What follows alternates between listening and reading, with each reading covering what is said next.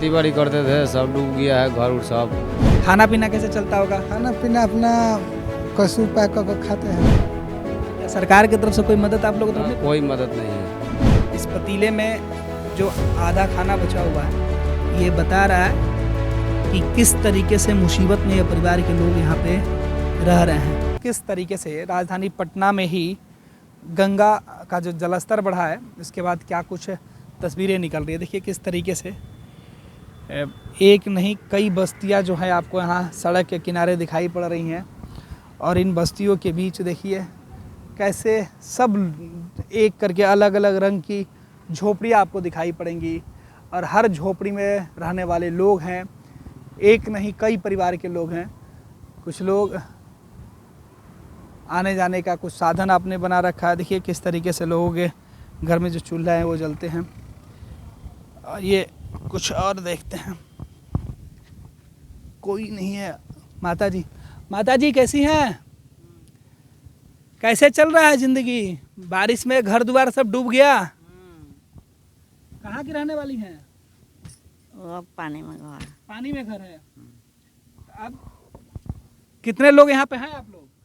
आप सब कहूँ गेले सब है। सब लोग कहीं गया है। क्या करते थे आप लोग बाकी समय? काम करते कमाते मजदूरी पड़ता है। मजदूरी करते हैं। और अभी कैसे गुजारा कैसे चल रहा है? गुजारा चलता है, कमा के खाते हैं। आप कथी करे? कमा के खाते हैं, नहीं तो पहले खेती करके। तो खेती कर। क्या खाना खाई हैं? खाना खाली भात पका के। आज भात पका था और सब्जी दाल? सब्जी दाल नहीं पकाया। सब्जी दाल नहीं बना था, क्यों? ना सब्जी दाल नहीं खाई आप? केवल चावल चावल खाली पकाया। मार भात। देखिए ज़िंदगी किस मोड़ पर लेके चली आती है। कुछ लोग ये छोटे से झोपड़ी में गुजारा कर रहे हैं। 5-7 लोगों का परिवार है। ये मिट्टी का चूल्हा है। राजीव से कहेंगे जरा दूर से दिखाइए इस चूल्हे को। देखिए इसमें जलाने के लिए जो लकड़ियाँ होती है, जो सड़क किनारे पेड़ पौधे जो उग जाते हैं उनको तोड़ के लाया जाता है, जलाया जाता है। और इस चूल्हे पे आप देखिए किस तरीके से एक पतीले में कुछ बना हुआ। देखते हैं इसको, देख सकते हैं चाची? देखिए चाची ने कहा देख लिए। और ये शब्द नहीं है, मतलब छोटे छोटे बच्चे हैं यहाँ पे, और देखिए कैसे ज़िंदगी चल रही है यहाँ पे। चावल में थोड़ा सा दाल डाल के इसको खिचड़ी बनाने की कोशिश की गई है, और शायद यही खाना ये सब लोग जो है वो खा रहे हैं। ये तस्वीरें देखिए। इस पतीले में जो आधा खाना बचा हुआ है ये बता रहा है कि किस तरीके से मुसीबत में ये परिवार के लोग यहाँ पे रह रहे हैं। और यहाँ पे व्यवस्था के नाम पर ये जो अधिजली लकड़ियाँ कुछ नहीं बची हैं, हल्के से बस चूल्हे पर जो आँच लगी है वो आपको दिखाई पड़ रहा है। मामूली से बर्तन बस किसी तरीके से परिवार जीने के लिए जूझ रहा है। और सीधे तौर पे ये आपको दिखाई पड़ रहा है। देखिए किस तरीके से कुछ बर्तन है, और इसी जगह के अभाव में बर्तन के ऊपर ही एक और चाच लगा दिया गया है, और इस पर जो माताजी हैं वो लेटी हुई आराम कर रही हैं। परिवार के दूसरे सदस्य जो बाहर गए उनका इंतज़ार कर रही हैं। और देखिए ये उनका खाने का सामान जो है वो दिखाई पड़ रहा है। और देखिए इधर पानी ही पानी। ये पीने के लिए पानी कहाँ से लाती हैं दादी आप लोग? रोड पर से खरीद के या फिर चापाकल वगैरह से? चापाकल से आ जाता है। इस छोटे से घर में कितने लोग रह जाते हैं? तन्ने को से इतने में कितने लोग रह जाते हैं? 5-6 गो। 5-6 लोग इतने में अट जाते हैं। तो क्या करो? दिक्कत नहीं होता है? दिक्कत है तो कथे करी? दिक्कत से रहे थे हम। ऐसे ही रह जाती है। गर्मी नहीं लगता है? और गर्मी में क्या करल जाए? लाइट बिजली नहीं नहीं। बिजली नहीं आता है। नहीं। बैटरी वोटरी जला के काम चल जाता है, रोशनी। तो ये तस्वीरें आपको दिखा रहे थे। और देखिए ये चूल्हा पे खाना, इसको एक बार ढक देते। राजू पकड़िए जरा, और इसको सीधे तौर पे खाना है। ये तस्वीर किसी एक झोपड़ी की नहीं है, ये कमोबेश हर झोपड़ी में यही स्थिति आपको दिखाई पड़ेगी। इसी तरीके से लोग रह रहे हैं, अपने लिए ज़िंदा रहने के लिए जुगाड़ किए हुए हैं। छोटी छोटी जो नाव है वो भी लोगों के किनारे खड़ी है, क्योंकि अब खेती बाड़ी नहीं है तो लोग यहाँ से निकल के मजदूरी करने के लिए जो पुरुष है वो चले गए हैं। घर में जो महिलाएं हैं वो बची हुई हैं, जो महिलाएं बाहर जाकर काम करने में सक्षम है वो काम करने के लिए भी जा चुकी हैं। तो जो बुज़ुर्ग हैं या फिर बहुत जिनके कंधों पर जिम्मेवारी है घर की, वही लोग इन झोपड़ियों में आपको दिखाई पड़ रहे हैं। बाकी इनके जो जानवर हैं, पालतू जानवर जो हैं, जो भेड़ बकरी गाय भैंस जो भी जानवर हैं वो यहाँ पर आपको दिखाई पड़ेंगे। और यहाँ पूरे तौर पे एक गांव ही समझिए कि बसा हुआ है। देखिए किस तरीके से यहाँ गांव है, छोटे छोटे बच्चे आपको दिखाई पड़ेंगे। हालांकि उन बच्चों की तस्वीरें हम आपको नहीं दिखाना चाहते हैं, लेकिन देखिए किस तरीके से ये सीधे तौर पे इन झोपड़ियों के बीच कई परिवार और इनकी ज़िंदगी इसमें कैद है। और ये लोग चारों तरफ पानी से घिरे हुए हैं और देखिए दूर तक, जहाँ तक निगाहें आपकी जाए वहाँ तक पानी ही पानी है।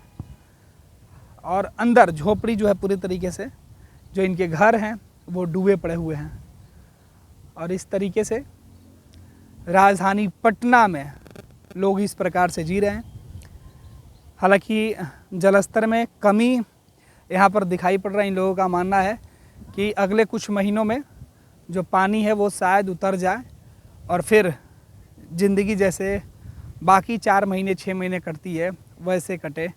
हालांकि बाढ़ से जूझ रहे ये लोग अब प्रकृति के इस आपदा के आदी हो चुके हैं। इनका मानना है कि हर साल इस तरीके की समस्या आती है और इसी में हमारा गुजारा हो जाता है। आपको ढेर सारे जो झोपड़ियाँ हैं वो हम आपको दिखाएंगे, ढेर सारे घर भी हैं, 1 2 3 5 आपको दूर तक पूरे के पूरे अलग अलग रंगों के जो तिरपाल हैं प्लास्टिक हैं, इसमें आपको ये घर और इनकी झोपड़ियाँ जो है वो दिखाई पड़ेंगी। राजधानी पटना में माँ गंगा का प्रकोप जो है वो कई लोगों को बेघर कर चुका है। राजधानी पटना के दीघा के इलाके में है, मरीन ड्राइव के नीचे हम लोग हैं। यहाँ कुछ बस्तियाँ आपको दिखाई ज़रूर पड़ेंगी और इन बस्तियों में रहने वाले लोग आपको आज अपना घर परिवार छोड़कर यहाँ मौजूद दिखाई पड़ रहे हैं।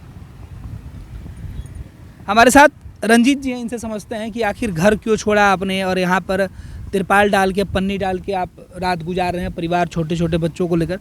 रंजीत जी क्या करते थे आप? खेती बाड़ी करते थे, सब डूब गया है घर उर सब। कहाँ पे?